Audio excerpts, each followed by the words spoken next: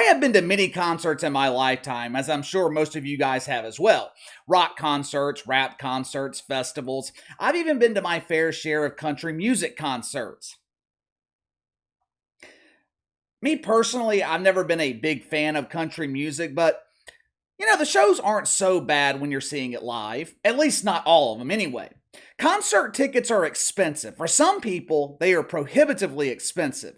Imagine for a second that you're a single mother or father. You're barely scraping by, living paycheck to paycheck. There are no extras, there are no luxuries. You're able to afford the necessities for you and your child, and that's about it.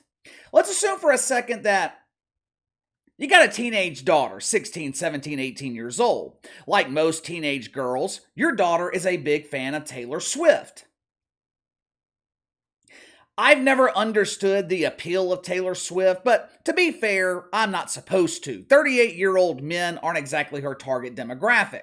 Plus, as a parent, it could be worse. Instead of loving Taylor Swift, your daughter could be a big fan of the Lizzo. There's a lot of young women who are big fans of Lizzo, which kind of makes sense because there's a lot of Lizzo to go around. I have enough blubber to share with all you motherfuckers. Several months ago, Taylor Swift releases the dates of her upcoming tour. You received the devastating text from your daughter, that text that all parents wish they never received. Taylor Swift is coming to your city and your daughter wants to go. Obviously, this is horrible news. Most fathers would rather pay to watch mating baboons than have to sit through a Taylor Swift concert featuring thousands of screaming teenage girls worshiping someone who probably doesn't even know how to do her own laundry. But being the loving father that you are, knowing how much your daughter loves Taylor Swift, you promise her that you're going to take her. You go online to buy the tickets. You've been to plenty of concerts before. You're expecting to spend $100 a ticket, maybe $200 a ticket. Not for a Taylor Swift concert. No. You are not stepping foot into the parking lot of the stadium for less than $400 a ticket. And those are nosebleed seats. Those are the seats where binoculars are required to barely see the stage. For the small price of about $23,000 a ticket, you'll almost be in the front row. Obviously, nosebleed seats are your best option. And that's okay, because you have 4 months to save up the money to purchase these tickets. You bust your ass at work. You're picking up all the overtime hours that you can get. Perhaps you even pick up a second job. You're doing everything that you can to make sure your daughter gets to go to this concert. Finally, the day of the concert arrives. Your daughter can't contain her excitement. You're filled with dread. You arrive at the stadium after sitting in traffic for 2 or 3 hours. You make your way up to your seats, which are closer to the moon than they are to the stage. Your expectations for this concert are low, but one of the expectations when you're attending a concert is that you're going to hear live music. I mean, right? Not at a Taylor Swift concert. Instead, this is what you hear. Roll the film. I'm looking out tonight, I'm seeing so many incredible, just individuals who are living authentically and beautifully, and this is a safe space for you. This is a celebratory space for you. And one of the things that makes me feel so prideful is getting to be with you and watching you interact with each other, being so loving and so thoughtful and so caring. And so being with you during Pride Month, getting to sing the words to "You Need to Calm Down," where there are lyrics like, "Can you just not step on his gown?" or "Shade never made anybody less gay," and you guys are screaming those lyrics. There have been so many harmful pieces of legislation that have put people in the LGBTQ and queer community at risk. It's painful for everyone, every ally, every loved one, every person in these communities, and that's why I'm always posting. This is when the midterms are. This is when these important key primaries are. What the hell is with these people in these damn safe spaces? I swear to God. These people are obsessed with a safe space. I hate to be the bearer of bad news to all those impressionable teens who listen to Taylor Swift. There is no such thing as a safe space. As a parent who just busted their ass to get their daughter to this concert, how pissed off would you be once you found out that you donated $1,000 to have your kid indoctrinated? How mad would you be that you spent $1,000 to have your child essentially brainwashed? Whether you want to believe it or not, Taylor Swift has a massive amount of influence, especially amongst younger women. If you see a 400-pound walrus walking down the street, you know they've probably been influenced by the Lizzo. If you see the blonde teenage girl next door, college girl next door, proudly flaunting her pride dress, she might have been influenced by Taylor Swift. For starters, Taylor Swift has absolutely no idea what she is talking about. And look, this is not like it's the first time that a musician has inserted themselves into politics. Politics have been involved in the music industry for decades, but if you're going to be an artist who involves yourself in politics, at least have a semblance of an idea of what you're talking about. Taylor Swift said, "We can't talk about Pride Month without mentioning the harmful, painful laws that put Gay Garrison and Lisa Lesbian at risk."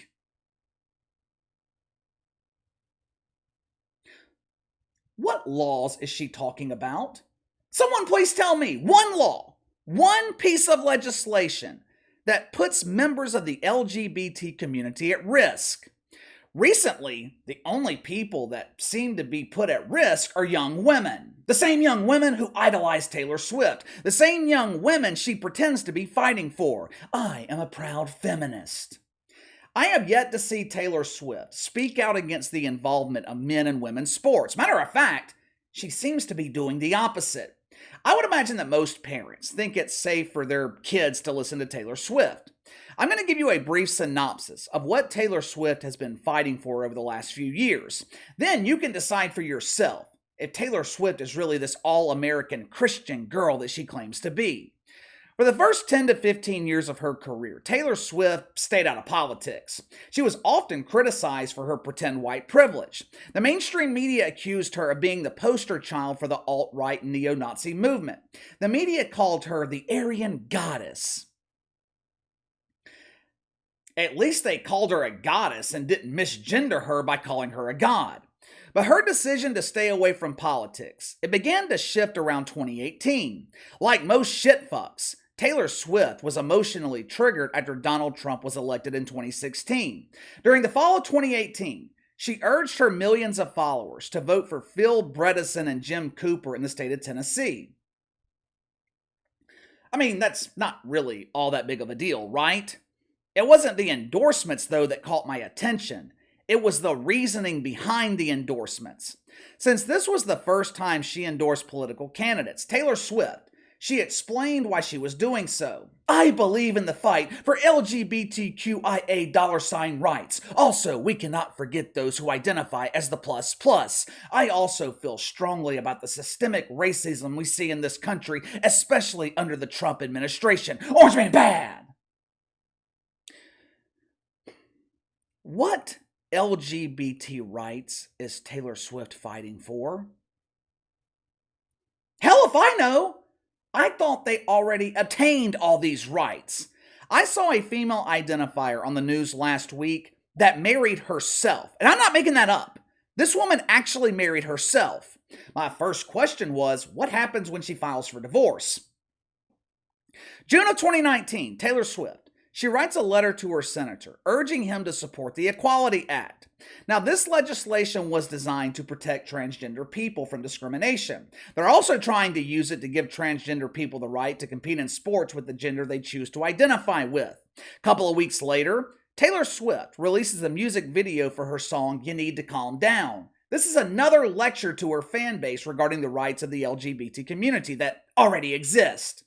Here are some of the lyrics from the song, and no, I'm not going to try to sing them myself.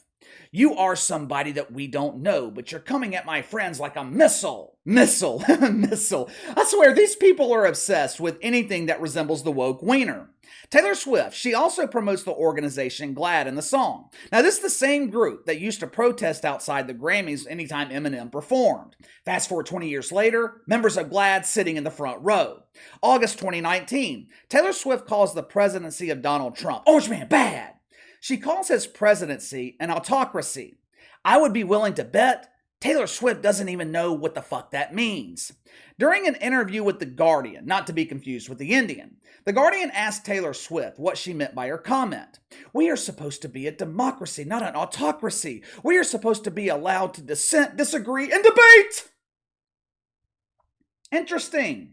I find that ironic since the movement Taylor Swift is aligning herself with demonizes anyone who disagrees with them. A few weeks later, August 2019 at the VMAs, Taylor Swift once again called out Donald Trump. She was accepting an award for one of her politically motivated songs. During her speech, she once again used the platform to fight for LGBT rights that have already been obtained. We want to live in a world where we are all treated equally under the law, no matter how we choose to identify. Fast forward to May of 2020, Taylor Swift accuses Donald Trump of stoking the flames of white supremacy. What did the orange man do to receive this violation of the woke commandments?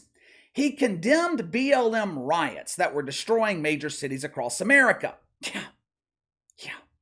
Condemning racially charged riots makes you guilty of spreading white supremacy. Taylor Swift claims to be strong in her Christian faith. And look,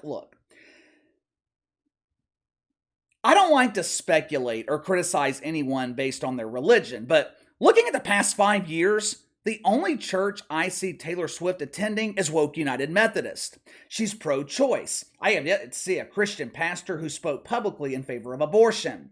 Earlier this afternoon, I got to wondering why Taylor Swift would suddenly shift into woke politics.